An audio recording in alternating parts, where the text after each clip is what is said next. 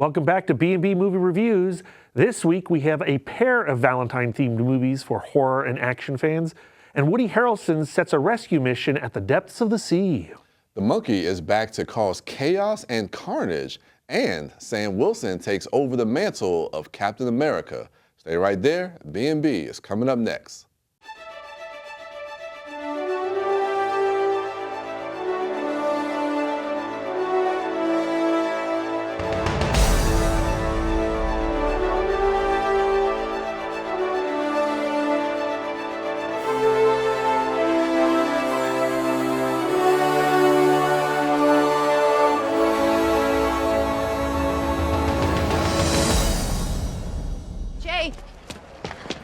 Jay, are you okay? You ditched me. What? We were a team. I was being chased by a serial killer. I know. I also was being chased by a serial killer. What the does that mean? Jay, you're tall and ripped and perfectly capable of defending yourself. These muscles were not made for violence. They're for cuddling. Okay. Allie and Jay have one of their many disputes after being attacked by the Heart Eyes Killer in the Valentine's Day romantic horror thriller comedy called Heart Eyes. Bryan, this movie is a movie with many tones. Was it successful in balancing those tones for you? You know, when coming into this movie, I had seen the trailer, and I did like kind of like the look and feel of this movie. It felt like it was going to be like this gritty slasher movie that takes place during Valentine's Day, and I kind of like that juxtaposition of the tones that could bring.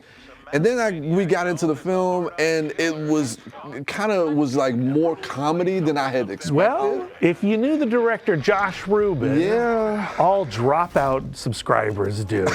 He's an extremely funny individual with a dark sense of humor, and that is very much on display in Heart Eyes. I think if you love, and I mean love, like slasher genre is your genre. If you love the slasher genre, you're going to have fun with Heart Eyes. I think the Heart Eyes Killer does have an iconic look. I can see Todd McFarlane's toy company making a movie Maniac of the Heart Eyes Killer. But for me personally, who likes the slasher genre sometimes, I thought this was fine. I kind of felt the same way too. I mean, really, the thing that I kind of latched onto in this movie were the leads, Olivia Holt and Mason Gooding. Gooding, who I really was introduced through the last two Scream movies. And he's fine in those movies. But in this movie, I think he really does kind of take hold of. He's more to do. He has more to do in this film, and he is good. And I think the chemistry between them is extremely strong. As does the Heart Eyes Killer. He thinks their chemistry is very strong, and he doesn't like to see that chemistry. No, so he goes on a kill crazy rampage, or they go on a kill crazy rampage. This film has watched Scream. And we have so few Valentine's Day themed films. I mean, so it's kind My of Bloody Valentine? And unfortunately, it's not as good as My Bloody Valentine. But different tone, right? Like My Bloody Valentine is gnarly. This is light, and it's a confection. And that's why I thought this movie was going to be. I thought it was going to be a little more gnarly from the way that they kind of presented it in the trailer. There's a gnarly kill at the start of this film. Yeah, there is. That's the thing. Even that plays a little goofy. Well, it does. Like, all the violence is done goofy, but this is extremely graphic. Like, the kills in this film are gory. And I appreciate that. What I didn't appreciate was the lack of extras in this film. Like, to me, what ruins a movie is when you cannot afford to populate the frame. And there are scenes in this film that are like empty frames in this film that are empty. Until they're not, we get a drive-through sequence that has a bunch of extras. But like, that's where the extras budget went. It goes to that moment, which really kind of plays out, which is a great scene. It's a highlight of the movie. It's the highlight of the movie. What's your rating for this one? It's right on the edge, and I think if I loved the slasher genre a little bit more, I would give it a positive review with a B&B show. We like something, we give it a B+. We don't like something, we give it a B-. I ultimately didn't like it. I give it a B-. I'm with you with that one. It's a B- for me. I think it's just tonally, it's just steered too deep into the comedy where I wanted a little bit more of a balance, and like you were saying, more of that gnarly, that gnarly kind of like flavor that we would have got from something like a My Bloody Valentine or something like that. So yeah, I think a B- for me as well. So those are our thoughts on that movie. So we're going to continue with the movie Love Hurts. So Ke Huy Quan is pulled back into the life he left behind after his former partner in crime resurfaces with an ominous message. With his crime lord brother also on his trail, he must confront his past and his history he never fully buried in the action comedy Love Hurts. All right, Boy, Brad. does it. Yeah, Boy, does it. It really hurts. Ke Huy Quan, man, we love Ke Huy Quan. Love him. Since he was a kid in Goonies and Temple of Doom. But he's been playing in the background, like he has a major influence in the Matrix films. Like, yeah, he's done a lot of choreography. A critical Hollywood player. And I want great things for Ke Huy Quan because he was so good in Everything Everywhere All at Once. Exactly. So he gets a starring role in this movie, and I mean, it's kind of like, you know, he leaves the life behind. He tries to start a new life as a realtor. Could be fun. It's from the studio that brought us John Wick. Yeah, 87 North. So you're expecting like some really good action, and I think the choreography of the action is really interesting, but the filmmaking, and this is from a first-time director, and it shows. And what you were speaking to about about Hard Eyes also applies to Love Hurts, where you talk about extras not being able to populate an area. They keep going back to this one neighborhood, and I don't think anyone lives in this place. No. It's a ghost town. Yes. It's so unfortunate. I really don't want to trash on this film. Yeah. But this film is trash.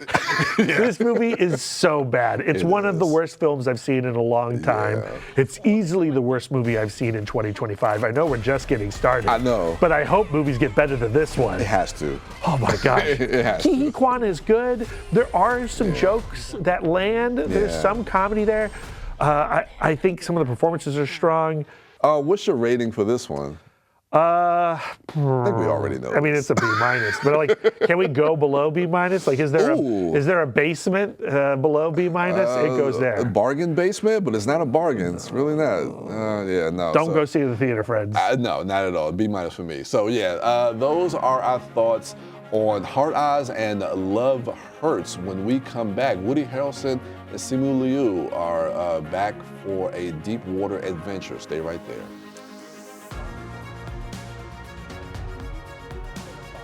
I only had a 29% chance to find a blood stem cell donor, but then we matched. Dear donor, we beat leukemia. Thank you forever and ever. Save a life at nmdp.org. The thrusters have gone offline. How many? All of them. The ship's moving. Get out of there. Right now. Copy that. A snag. There is no more slack. That's everything I've got. The ship's not drifting. Chris has become our anchor. That's never gonna hold. Chris, on me. What happens now? Your umbilical. It's gonna snap. I will come back for you, but you have to get yourself back to the top. I can't rescue you if I can't find you. Understand? Just make sure I'm aligned.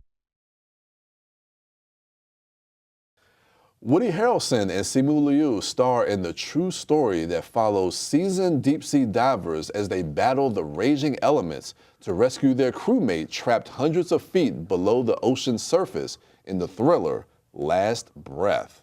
All right, Brad, so this movie, it is based on the true story. The thing that I really thought was intriguing is that the director did a documentary on the same subject, and also is doing the narrative film on this as well. Yeah, it's a crazy story. Yeah, and I kind of like how the director kind of brings in some of that documentarian feel to it. Aren't there clips from the documentary that actually begin this show. Like when we see the footage at the very beginning of the deep sea divers and the pipeline. Yeah. I think that's all from the doc. Ooh, okay, interesting. Yeah, I think that's a great way to start it. Yeah. I'm amazed this movie exists. Okay. This feels like a film that just wouldn't be made in 2025, and No, it as a doesn't. result, it's kind of awesome to watch.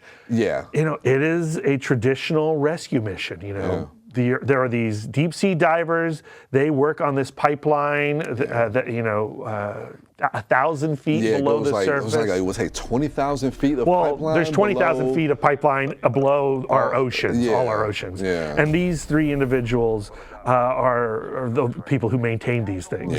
And so they go down 1,000 feet. You know, they have to go through that whole process of decompression.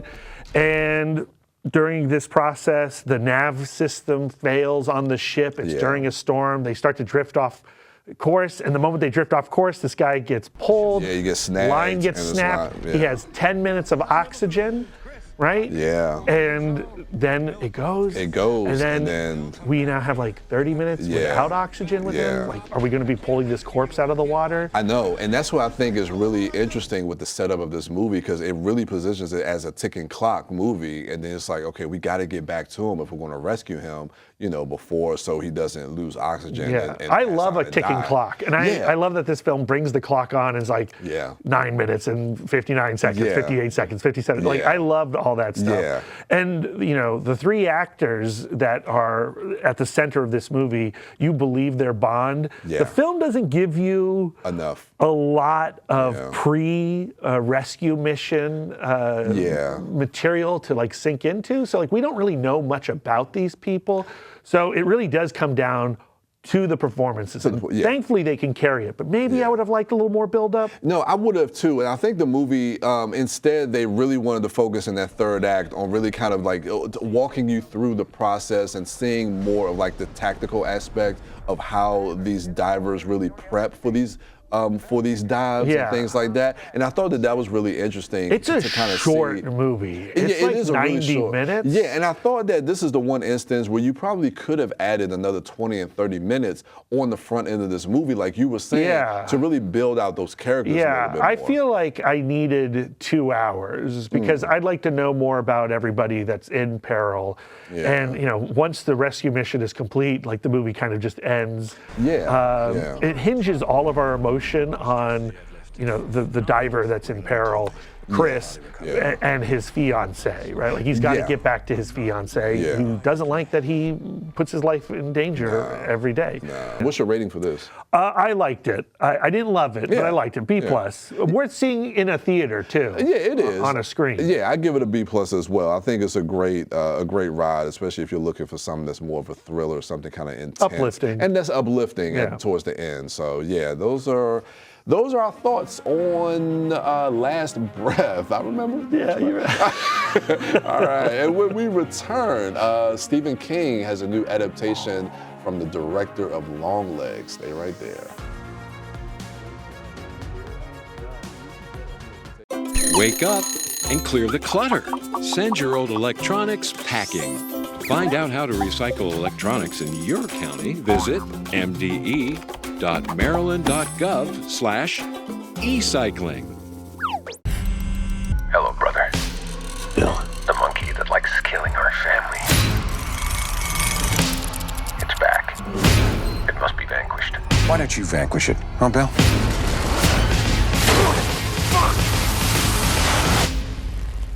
Wait. When twin brothers Bill and Hal find their father's toy monkey in the attic, a series of gruesome deaths start. When the monkey returns to their lives as adults, they must band together to stop the carnage. The carnage. So much carnage, Bryan. It's a lot of carnage. Stephen King adaptations, that's a subgenre unto itself. Yeah, then you can make another subgenre of short stories by Stephen King as well. Yeah, there's not much in that short story to adapt, really.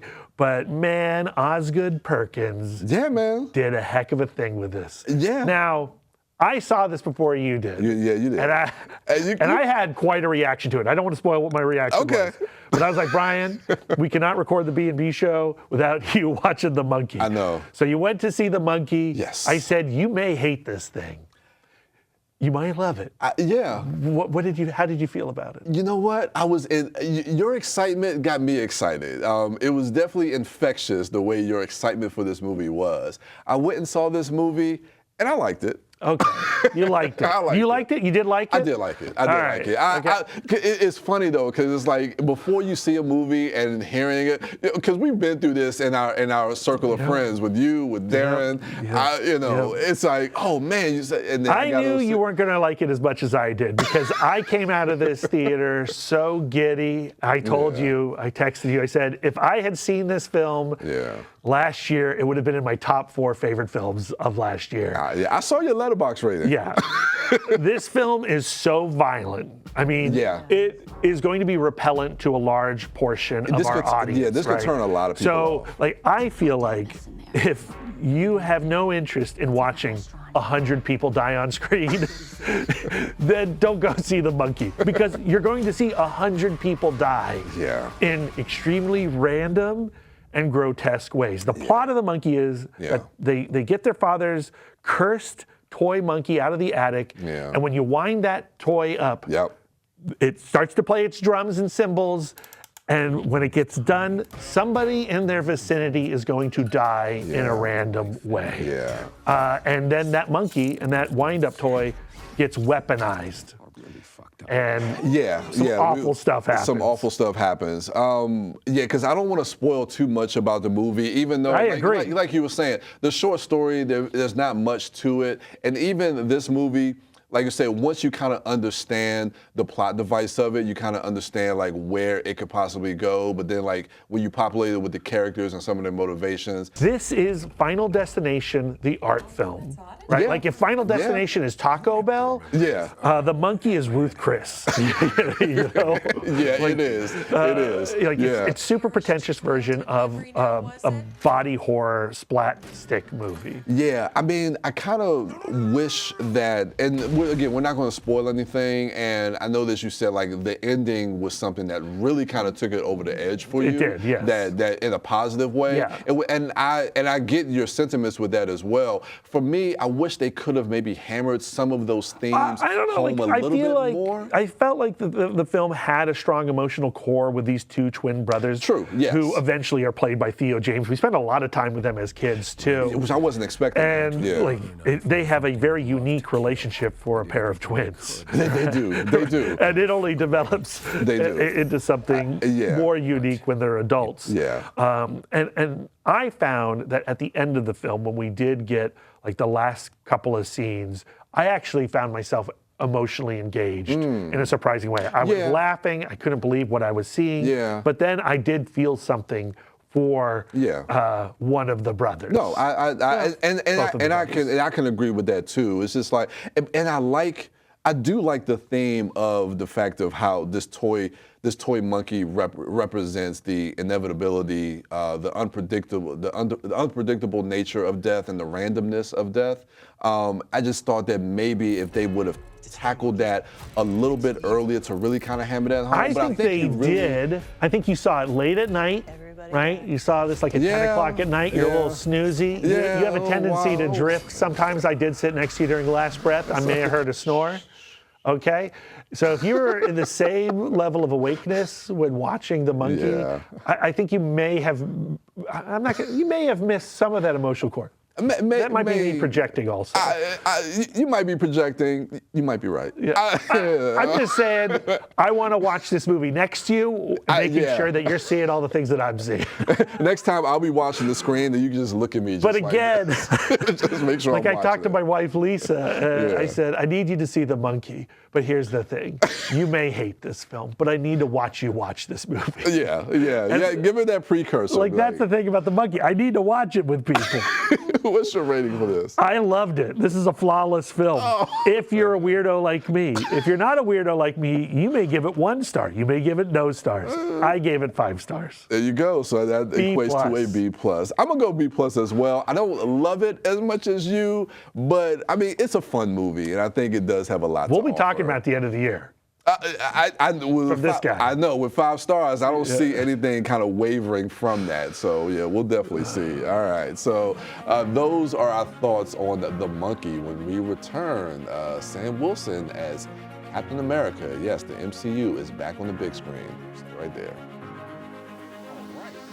After rent and power, I can get groceries. It's sad to say food comes last. Anna from Texas. No one should have to worry where their next meal will come from. Together, we can end hunger. Learn more at feedingamerica.org. You and I haven't always agreed on how much latitude enhanced individuals deserve.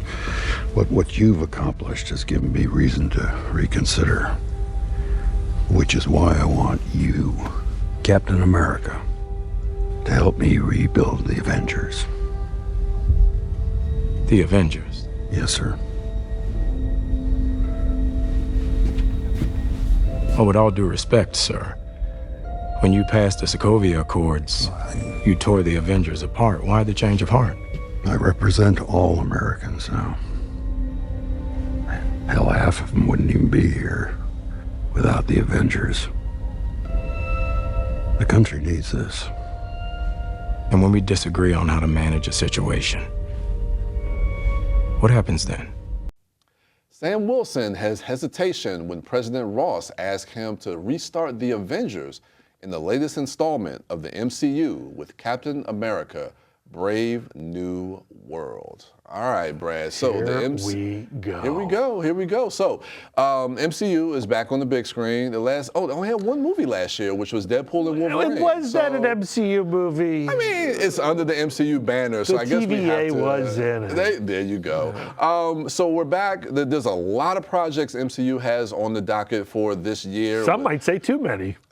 Yeah, but you know, they're playing catch up now. So we started off with Captain America, Brave New World. This was a movie that, you know, we were a little bit hesitant kind of going into this movie. We definitely had hope for it. I'll just kind of kick this off where I'll say that I was very reticent to going into this movie, but as I was watching it, because I had heard about the reshoots, I had heard about all the troubles behind the scenes. As I'm watching this movie, I'm like, it's not as bad as I thought it was. I felt like it was going to be. What a wonderful place to be. This is not as bad as I thought it was going to be. And I hate going there because we always get caught up with everything that we hear about these movies leading up to it. You know, the MCU. It eats up so much conversation Too much online. conversation, way too much. You know, anytime one of these movies comes out, we have to then sit for a month before and a month after talking about Captain America, Brave New World. It's exhausting. It's exhausting. We do not need to spend so much energy talking about MCU movies. Thank you. That being said, at one point, I was obsessed with the MCU. Yeah. I loved seeing my favorite characters from the Marvel comics be interpreted and projected onto the big screen. Yeah. You look at all the movies before Endgame, and there are some ups and downs, right? Yeah. But I feel like post-Endgame, for a variety of reasons, it's been a big decline, right? Yeah. And there's been pops of greatness, okay? She-Hulk on Disney+. Amazing. I don't care what anyone says. You're going down that hill. That movie is great. There's a lot of She-Hulkers out there. Hey, we are strong. Look, I like the show too. I'm just saying. Sensational, some might say. Anyway, so we're getting 3 cinematic Marvel movies. This is the first one. Sam Wilson is Captain America. I've wanted to see this for so long. Yeah. It is wild that this movie is a sequel to The Incredible Hulk, The Falcon and the Winter Soldier, and The Eternals, right? Those are the movies. You need to see those movies. If you skip those movies before seeing Brave New World, be a little lost. You're going to be a little confused. And I love that we go all the way back to 2008 and pull a character out of that movie and make him a central figure. I love it. Unfortunately, it doesn't work though. It doesn't work. The screenplay is awful. Yeah. I think some performances are strong. I still love Anthony Mackie. Oh no, it's not. I wouldn't place anything at the feet of Anthony Mackie as far as the blame of this movie. You're right. I think it does start with the script. I mean, first of all, there's way too much exposition. There's a lot of ADR. We've talked about that, where you can kind of see where some of the reshoots were happening. And that's not new for Marvel. Most Marvel movies are remade and reshoots. My biggest thing with this movie is the fact that when I look at what the Russos did with Winter Soldier and Civil War and the character of Steve Rogers, where that character had a point of view, he had a purpose. Like this movie, when you're talking about a black man taking over the mantle of Captain America, and we don't really talk or focus on that, like I don't know what Sam Wilson is thinking or anything like that. No courage. They don't. They are a feckless organization that don't want to say anything that's going to upset a single person. Yeah. And this movie maybe plays lip service, but it barely plays lip service to a political idea. Yeah. Even though it's Captain America, and Captain America is a political figure, born out of 1938, Jack Kirby and Joe Simon putting Captain America on the cover of a comic book, punching Hitler in the face before America entered the war. Yeah. It is a political figure. And the fact that Brave New World is an apolitical movie is repulsive. Thank you. Thank you, because it makes no sense that you can't take this character and really like dive deep into a lot of these issues that's currently affecting and be a mirror to what is happening in our world today. You have the President of the United States in this movie. Thunderbolt Ross. Thunderbolt Ross. Yep. Which is a wild thing. You're like, no way. Yeah. Who would vote for Thunderbolt Ross? A lot of people. A lot of people would vote for Thunderbolt Ross. Yeah. And Harrison Ford does a lot of great stuff with this character. Yeah. The redemption, like the guy who has an emotional arc in this movie is him for some reason. It's not Sam Wilson, who it should be. But even that is poorly written. Yeah. And boy, do they really sell us on the idea of this guy loves cherry blossoms. Like, he's emotionally connected to these cherry blossoms for reasons. Yeah. Because we need to get him to those trees. So we can have the Red Hulk fight Captain America. And the thing, and also another thing that really bothered me, and I don't know if this is a fault of the movie, but definitely a fault, like you were talking about Disney and the corporation and the marketing of this movie. The movie sells the Red Hulk to you in the promotion of this movie. So the film itself is building up to this climactic showdown between Falcon and Red Hulk, and we don't know what's happening. And there are so many moments in the middle of this movie where Harrison Ford's like, I'm getting so mad. He's like, here comes the Hulk. But as an audience, I think that would have played better if they kind of would have withheld some of that, and then that would have had more of an impact when you see him turning into the Red Hulk. But Disney, now it's like we're just waiting for that to happen. Has no courage, right? Yeah. They chose butts in the seats over storytelling.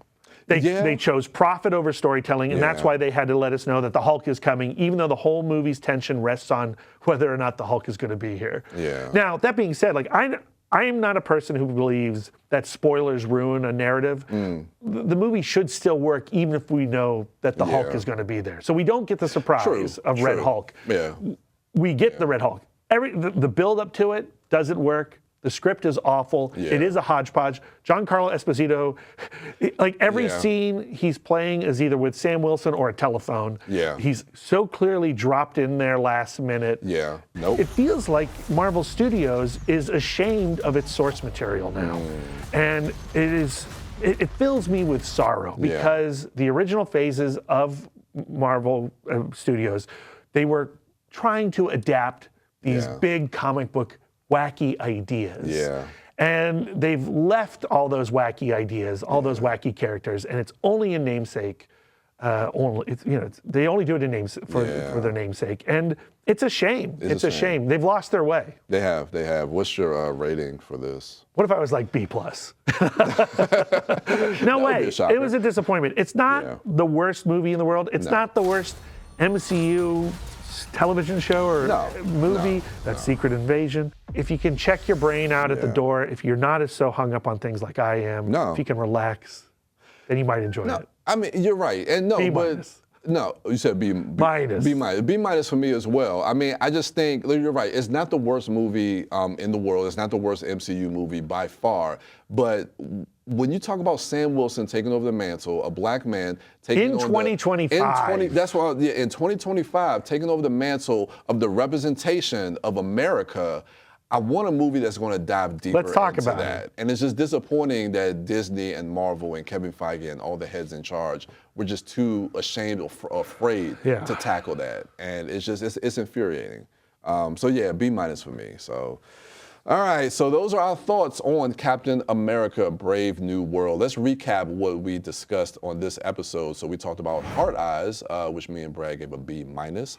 Love Hurts, we also gave a B minus. Then we moved over to Last Breath, which we gave a B plus for both of us. And then we moved to The Monkey, the Stephen King adaptation. We gave that a B plus for me and Brad. And finally, Captain America: Brave New World, unfortunately, is a B minus for both of us. So, thank you for joining us on this latest episode of B&B Movie Reviews. Come be a part of the conversation. If you have questions, suggestions, feel free to email us at bnbmoviereviews@gmail.com. And with that, we will see you at the movies. Can you believe that our favorite movie